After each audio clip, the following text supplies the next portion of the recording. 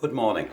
A lot of you guys might recognise this fella's face. His name's Tommy Robinson. His real name's Lennon. It's an Irish name from Southern Ireland. He's been vilified and jailed and threatened with bombings and shootings for many, many years because he dares to criticise the behaviour of a certain ideology's men. Now, I don't think I can name the ideology, but I think you'll already know what I'm talking about.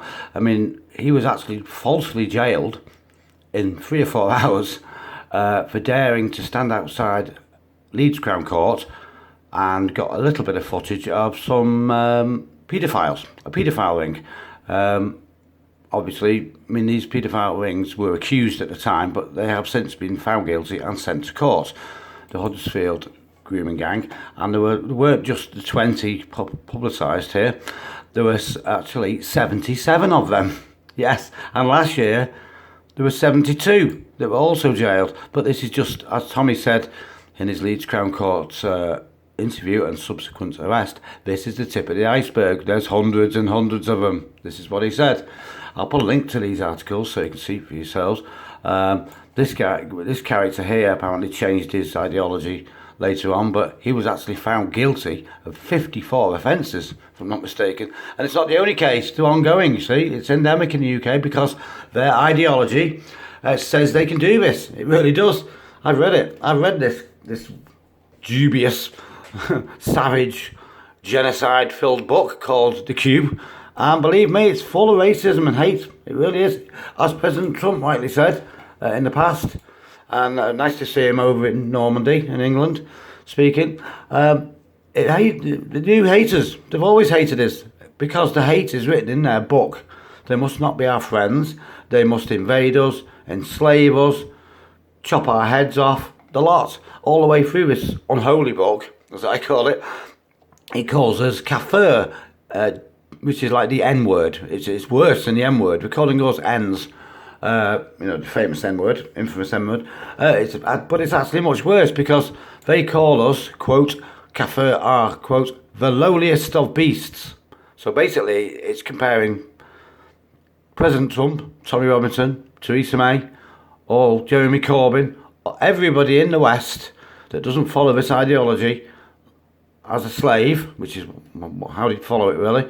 It's submission. It means submission, not peace. You've got to submit to Islam, to this ideology. And here we see is, I mean, some of these offences probably from a few years ago.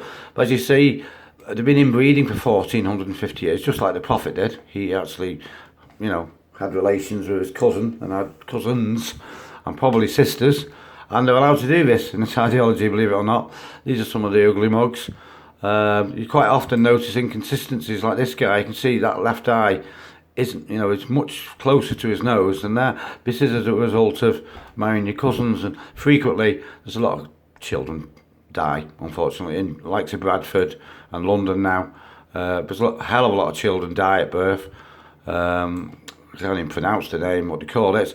But it is a fact. We are doing this all over the country. And indeed, they've been doing it for 24 years. At least, 25 years to my knowledge. I used to work at a place next door, but one to a kebab house. And these were Turkish illegals. And there was another shop just further down the road. They were Iraqi refugees. Yeah, sure they were refugees, yeah. And they were also abusing our girls, just like their prophet did. And the only two people that's ever spoke about this, been brave enough to speak about this, or criticise this certain ideology, is Tommy. And also Paul Golding's gang, Britain First. I mean, they're working tirelessly. They've had terrible bail restrictions put on this man. And, basically the CPS are trying to scare them off. But these gangs, despite having some various race members, this gang are always called racist and evil, but the actual fact, we're just trying to oppose this relentless mosque building, they are built with Saudi Arabian and Qatar money. These are the countries where this ideology started from, which does still tell them to enslave us, and enslave us for their god, this mystical alpha god. And as we know, their prophets in the 7th century, where there wasn't a patch on Jesus, to be honest. He was very poor prophets. He was a type of prophet that cut people's throats, attacked little boys, attacked loads of little girls, and took a dump in the street. Yeah, he took a dump in the street and a wee in the street facing one of our holy sites. I mean, and one of the worst things you can do in this ideology is not to do your ablutions, not to do your washing. They start off at the feet, I think, and they finish off with their hands in the face. Well, if you don't do this, going to their, temples, that kind of, it's considered extremely filthy. Well, their false prophets actually did this. He got out of bed yawning. His 6-year-old bride, 6-year-old, and rumour has it he was having relations with her when she was 6, living in his house. Well, put it this way, if he wasn't having sexual relations with her, he was having them with about 60 other children, because it's in their book. He had at least 66 sex slaves, concubines to call them, nicely.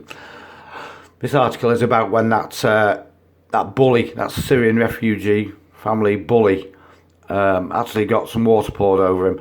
And the stupid fake news media raised, was it £140,000, saying he'd been waterboarded. This bully that's been going around the school in Huddersfield threatening to stab all the girls, calling them white slags and everything, which is documented. And they even got a solicitor to try and sue him. And it was, here we go. Fark Bajat and Sons, 45 Charles Street, Mayfair, London, yeah, Facebook, yeah. Here we go, here's the fella, Mohammed. Yeah, this is the fellow that Paul Golding actually confronted in the street, and he was shivering and shaking like a jelly. And this is the guy who's making loads of money after refugee problems, as did Sadiq Khan. Sadiq Khan, also Mayor of London, made loads of money, getting money off the British government to protect some of these lowlifes, and some of them are, certainly. We can see majority of the gangs, of the sex gangs, do consist of this ideology. There's Sharon, who I've met. I'll just to show open-mindedness, there has been the odd white grooming gang, and I will show you them just to show you they do exist, but they're very much in the minority.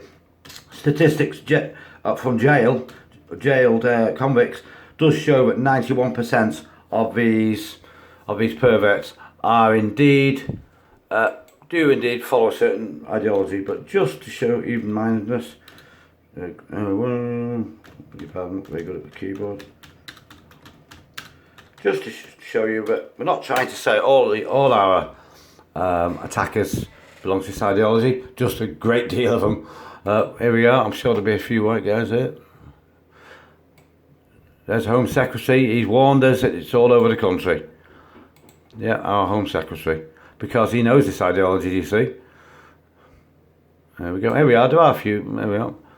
Sexual grooming. There are a few white grooming gangs, but they're very much in the minority. You see, the majority of paedophiles jailed in the UK for years, obviously, tend to be white, because it's 91% or 90% white UK. But when they attack these victims, they'll attack one or two victims, get caught and get jailed. But the thing is, the police have been hiding this for years. I mean, more than 700 women and girls were raped around Newcastle. It's been going on for years. They've been ignoring the girls' pleas, ignoring the parents' complaints, because it's all a religion of peace, isn't it? They're all supposed to be beautiful people. Even this very gay girl that really joined in with it. I mean, I don't know if she was just facilitating it, or she was up above the kebab houses and the taxi offices, but she got jailed with them. So you see, the thing is, since Tommy Robinson case, they're not publicising them. There's been no publicised big grooming gangs. But I read an article that there's been approaching 150 men who presently are being processed through the courts and being jailed at massive expense. But the judges won't take off reporting restrictions to hide it, because obviously this reinforces Tommy's and everybody else's in Britain First truth, the fact that it's ongoing. They've been doing it for decades, and we're just hiding it now. But we know it's still going on. I mean, there's a case up by me in the northwest. My partner told me about Ashton in Makerfield on the way to Wigan, and there's been plenty of girls been groomed around there. Again, the usual thing, just eat kebab shops. So when Tommy Robinson and Britain First are telling you the truth, but these people are still doing it. They are very racist. They are very hateful. You better believe it, because as President Trump says, they seem to hate us. They seem to have hated us forever. Okay, I'll call that a day, guys. But please go on Britain First website or TR News, and you can read about some of the articles. And as we know, they're all being censored now. There's whole channels with 50,000 subscribers just being wiped. No reason given, because these far left, Marxist extremists in Silicon Valley, in London, and what have you, in this liberal bubble, don't want to admit it's still going on. Where Tommy Robinson's been based, Luton, where he's from. I've worked in Luton years ago, and it was looking like Pakistan then. And you can imagine how many sexy gangs are knocking around. So if you want to go on here, these guys, they always call these guys like racist and Nazis, but actually the ideology they oppose is deeply, deeply Nazi, deeply hateful. It has hated us forever, since 620 AD, actually. And believe you me, it's not fiction. It's not fiction. It's just the fact that they know you don't know where to find their holy book and haven't read a word of it. Well, I have. Tommy Robinson has. Paul Golding has. Even old Jada had. They knew all about it. Enough about it to know that it's an absolute savage ideology, this certain ideology. So have a look at these websites and look into it yourselves. I'm Sharon, I'm a life member with Britain First, and I'm a committed activist. What's involved in being an activist? Well, for me, my role is meeting most Saturdays with Britain First.